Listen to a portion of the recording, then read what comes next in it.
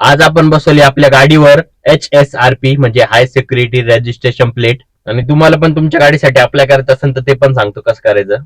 तर स्वागत आहे मंडळी, मी सूर्यादी. तर आज आपल्या गाडीची अपॉइंटमेंट होती 29 जुलै 2 वाजता HSRP नंबर प्लेट लावण्यासाठी. जसं की आपली गाडी 2019च्या आधीची होती तर HSRP मॅन्डेटरी झाली तर आणली गाडीला. बरं तुम्ही म्हणशाल वाय HSRP?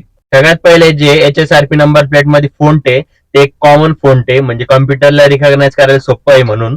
दुसरी गोष्ट म्हणजे गाडी जर चोरीला गेली तर एक तर ती नंबर प्लेट काढणं सोपी नाही आणि जरी काढली तर लावणं सोपी नाही. सोबत नंबर प्लेटवर वेगवेगळे डिटेल्स राहते तर ते पण एक क्लोन करणं सोपं नाहीये बनवणं. HSRPची जनजागृती इतकी झाली आहे की लोकांनी इतकी गर्दी केली भाई. पण विषय येतो, तुम्ही जर तुमची गाडी जर 2019च्या आधीच्या असेल आणि HSRP नाही तर कसं अप्लाय करशाल? तर डिस्क्रिप्शन किंवा बायो मध्ये लिंक दिलेली आहे, त्या वेबसाईट वर जा. तिथं ते म्हणा सिलेक्ट ऑफिस, तुमचा जिल्हा सिलेक्ट करायचा.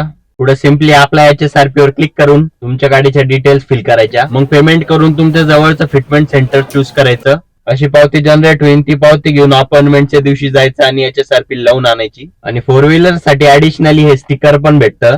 बरं HSRP लावली, चला मग एक राऊंड मारून येऊ मस्त पैकी. मंडळी आज होती नागपंचमी तर त्यामुळे नागनरबाचा फोटो आणि लाया घेतल्या. नागपंचमी असली तर लहानपणी लय झोके खेळायचो भयन, तोडले पण लय झोके मी. मग आलो आपण आज दर्शन घ्यायला देवाच्या सुंदर रूपाचे.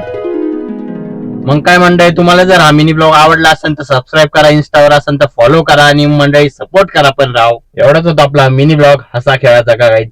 बाय.